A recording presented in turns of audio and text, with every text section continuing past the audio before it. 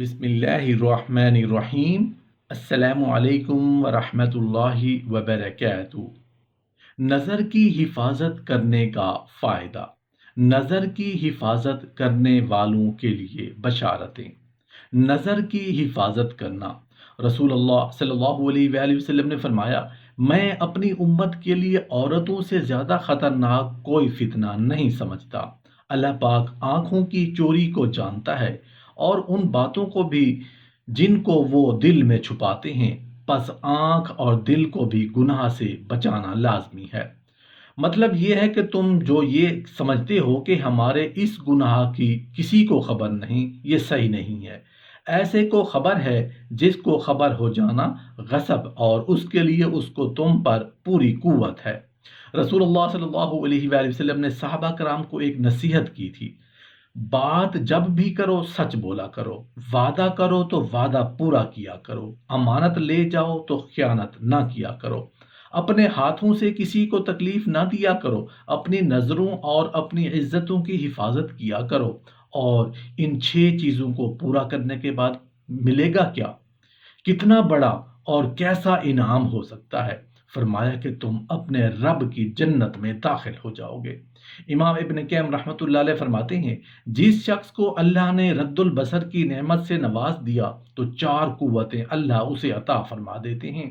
اس کے افکار کی قوت عجیب قوت ہوتی ہے، اس کی بہادری شجاعت غیر معمولی ہوگی، اس کے اندر فراست اللہ تعالیٰ رکھ دیتے ہیں، اور ساتھ ہی انشراح صدر، دین کے کسی بھی معاملے میں شرح صدر، اس قدر اس کے افکار اور عقیدے اور من میں کلیئرٹی ہوتی ہے۔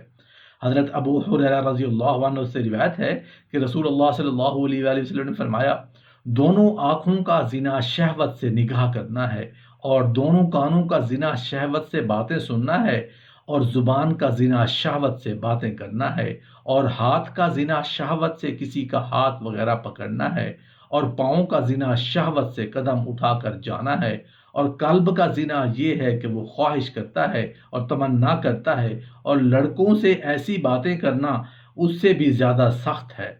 مرد کو شہوت کے ساتھ کسی کی طرف قصدن نظر کرنا جائز نہیں، سوائے زوجہ اور مملوکہ یعنی بیوی اور باندی کے۔ عورت کو شہوت کے ساتھ کسی کی طرف قصدن نظر کرنا جائز نہیں، سوائے شوہر کے۔ اجنبی عورت کے بدن سے ملے ہوئے کپڑے پر نفس کے میلان کے ساتھ نظر کرنا جائز نہیں۔ آئینہ یا پانی پر جو کسی عورت کا عکس پڑتا ہو تو اس کو دیکھنا جائز نہیں، اس بنا پر اس کا یعنی اجنبی عورت کا فوٹو دیکھنا جائز نہیں۔ عورت کے بال اور ناخن جو بدن سے جدا ہو گئے ہوں ان کو دیکھنا جائز نہیں۔ اجنبی عورت کے تذکرہ سے نفس کو لذت دینا جائز نہیں۔ اجنبی عورت کے خیال اور تصورات سے لذت لینا حرام ہے، حتیٰ کہ اگر اپنی بیوی سے صحبت کرے اور اجنبی عورت کا تصور کرے تو وہ بھی حرام ہے۔ اجنبی مرد کے سامنے کا بچا ہوا کھانا عورت کو کھانا، یا اس کا الٹا یعنی عورت کا بچا ہوا مرد کو کھانا، اگر نفس کو اس میں لذت ہو تو یہ کھانا مکروہ ہے۔ جوان عورت کا نامحرم مرد کو سلام کرنا جائز نہیں۔ اجنبی عورت سے بدن دبوانا جائز نہیں، تو پھر اس کا ہاتھ میں لینا جیسا کہ جاہل پیر بیعت کے وقت لیتے ہیں کیسے جائز ہوگا؟ آنکھوں کے بہت سے گناہ ہیں، لیکن یہاں ایک خاص گناہ کا ذکر ہے، وہ کیا؟ بد نگاہی۔ لیکن اس گناہ کو لوگ گناہ سمجھتے ہی نہیں۔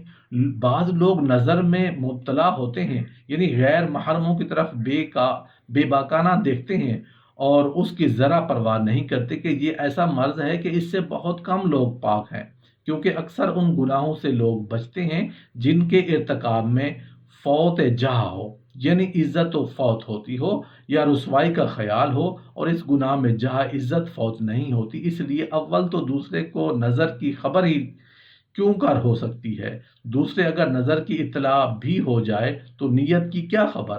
بعض لوگ اس سے بھی زیادہ بچتے ہیں کیونکہ سمجھتے ہیں کہ ممکن ہے کہ اس کے وقوع اور علم سے کسی کو بدگمانی پیدا ہو جائے، اس لیے اس سے بھی بچتے ہیں، لیکن ان کے قلب میں یہ مرض شہوت کا ہوتا ہے، اور لطف یہ کہ باوجود اس قلبی مرض کے یہ شخص اپنے کو متقی سمجھتا ہے، حالانکہ خیالات اس کے نہایت گندے ہوتے ہیں، اور اکثر وہ حدیث نفس سے باتیں کر کے مزہ لیتے ہیں۔